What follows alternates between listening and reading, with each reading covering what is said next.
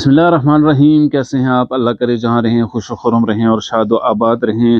Election commission کا ہنگامی اجلاس اس وقت جاری ہے، جس میں اس بات کا فیصلہ کیا جائے گا کہ کون سی جماعت کو کتنی مخصوص نشستیں ملیں گی۔ پی ٹی آئی نے بھی اس حوالے سے درخواست دے رکھی ہے۔ کتنے لوگ پی ٹی آئی کے سنی اتحاد کونسل میں شامل ہوئے، پنجاب اسمبلی اور تمام صوبائی اسمبلیوں میں اور وفاق میں، اس پر آج فیصلہ ہوگا۔ اس کی تفصیل آپ سے شیئر کرتے ہیں۔ لیاقت علی چٹھا صاحب کے حوالے سے جو کمیٹی بنائی گئی تھی، وہاں پر لیاقت علی چٹھا نے کیا بیان دیا ہے، اس پر بھی بات ہوگی۔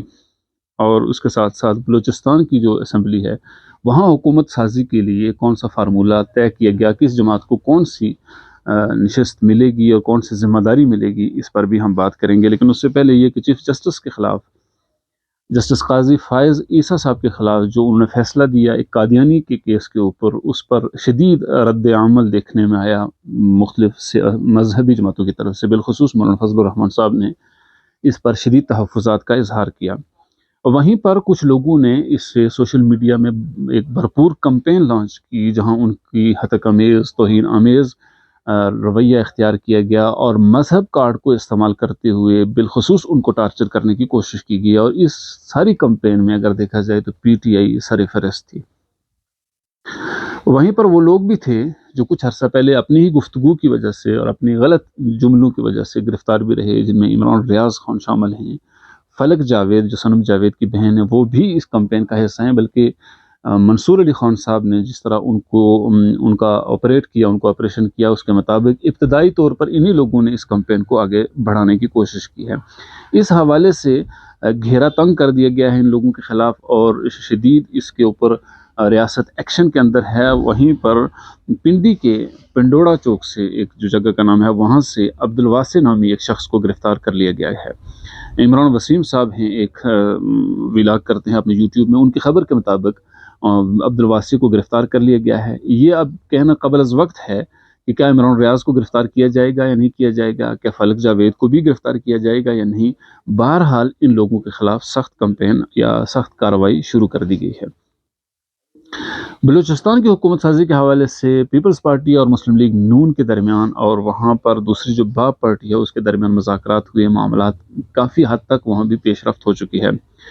چونکہ قومی اسمبلی میں اسپیکر مسلم لیگ نون کا ہوگا، تو وہاں کے لیے ایاز صادق صاحب فیورٹ ہیں۔ البتہ جام کمال صاحب کے لیے بھی کہا جا رہا ہے، جو بلوچستان سے جن کا تعلق ہے، قومی اور صوبائی اسمبلی پر وہ جیت چکے ہیں، کہ ان کو بھی اسپیکر بنایا جا سکتا ہے۔ اگر ان کو اسپیکر بنایا جاتا ہے تو اس صورت میں انہیں صوبائی اسمبلی کی سیٹ چھوڑنی ہوگی۔ بلوچستان میں جس طرح کا خبریں ہیں، اس کے مطابق پیپلز پارٹی اور نون لیگ کے درمیان 2.5 سال کے لیے وزارت عظمیٰ کو تقسیم کیا گیا ہے۔ وہاں پر وزیر اعلیٰ جو 2.5 سال ہوں گے، گورنر اور اس کے علاوہ سینئر وزیر اور اسپیکر یہ پی ایم ایل این کے ہوں گے۔ ڈپٹی اسپیکر باب پارٹی کو دیا گیا ہے۔ پیپلز پارٹی کے 6 وزیر ہوں گے، اور وہیں پر مسلم لیگ نون کے بھی 6 وزیر ہوں گے، اور باب پارٹی کیبنٹ کا حصہ ہوگی۔ اس کے ساتھ ساتھ سنی اتحاد کونسل میں پی ٹی آئی کے لوگ شامل ہوئے جو آزاد حیثیت سے جیت کر آئے تھے۔ تو جو لوگ شامل ہوئے ان میں نیشنل اسمبلی میں وفاق میں 86، پنجاب میں 107، کے پی کے سے 90 اور سندھ اسمبلی سے 9 لوگوں نے سنی اتحاد کونسل میں شرکت کی ہے۔ اب پی ٹی آئی نے بھی، یعنی گویا سنی اتحاد کونسل نے مخصوص نشستوں کے حصول کے لیے بھی درخواست دے دی ہے۔ اس حوالے سے الیکشن کمیشن کا ایک اہم اجلاس ہو رہا ہے، جس میں یہ طے کیا جائے گا کہ کون سی جماعت کے حصے میں کتنی سیٹیں مخصوص آئیں گی۔ اگر درخواست قبول ہو جاتی ہے سنی اتحاد کونسل کی، تو اس صورت میں 4.5 کے تناسب سے ریزرو سیٹ تقسیم کی جائیں گی، الاٹ کی جائیں گی۔ اور اگر کوئی رکاوٹ آ جاتی ہے جس کی بدولت سنی اتحاد کونسل کو ریزرو سیٹس نہیں دی جاتی، تو پھر اس صورت میں 3% کے تناسب سے نشستیں تقسیم کی جائیں گی، الاٹ کی جائیں گی۔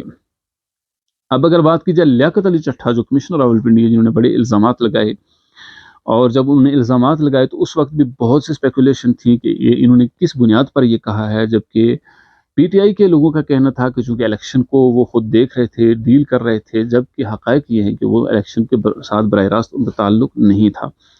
بہرحال اسپیکولیشن یہ کی گئی کہ انہوں نے کس کے کہنے پر یہ کیا، کس کی بنیاد پر یہ کیا۔ بہت سی خبریں تھیں کہ ان کو خریدا گیا ہے، ان کو پیسے دیے گئے ہیں، اس لیے انہوں نے یہ کہا۔ बहुत से लोगों का ये कहना था कि चूंकि उनका प्रमोशन होनी थी वो नहीं हुई, मार्च में उन्होंने जाना था पेंशन, सो जाते जाते उन्होंने कहा कि एक काम पीटीआई के हक में कर जाएं। बहरहाल उसके ऊपर एक 3 रुकनी कमेटी बनी, 3 दिन के अंदर अंदर रिपोर्ट करने के लिए एक कमेटी तश्कील दी गई और उस कमेटी ने आरओज और डीआरओज से बयानात कलम बंद किए। चूँकि लियाकत अली चट्ठा साहब के बकौल नीचे जितने भी लोग काम कर रहे थे उनको उन्होंने हुक्म दिया था कि वो इस तरह मतलब 50-60 हज़ार की लीड से जीतने वालों की लीड को ख़त्म करके दूसरे को जितवाया जाए। तो सो इसलिए आरओज और डीआरओ से बयानात कलम बंद कर दिए गए थे। उसके बाद नोटिस जारी किया गया लियाकत अली चट्ठा साहब को कि वो अपने बयानात दें। सो अब तक तफसीलात तो मालूम नहीं हैं, लेकिन ये कहा जा रहा है कि लियाकत अली चट्ठा के पास अपने उन इल्ज़ामात पर किसी तरह का कोई सबूत नहीं है। सो इससे ये कहा जा सकता है कि लियाकत अली चट्ठा साहब का ये बयान महज इलेक्शन को मुतनाज़ा बनाने की एक बड़ी साजिश थी। अब वो इस साजिश में किसके हाथों में वो खेल गए और किसने उनको इस्तेमाल कर दिया, ये तो ज़ाहिर आने वाले वक्तों में पता चलेगा। लेकिन अब तक की खबरों के मुताबिक उनको वो कोई सबूत पेश करने से में कामयाब नहीं हो सके। अलबत्ता इस सूरत में ये कहा जाता है कि उनके ऊपर फौजदारी कार्रवाई की भी सिफारिश की गई है और साथ ही साथ तौहीन इलेक्शन कमीशन का केस भी उनके ऊपर चल सकता है। हमारी वीडियो कैसी रही? अगर आपको पसंद आए तो इसे लाइक और शेयर ज़रूर कीजिए। अस्सलामु अलैकुम वरहमतुल्लाहि वबरकातुहू।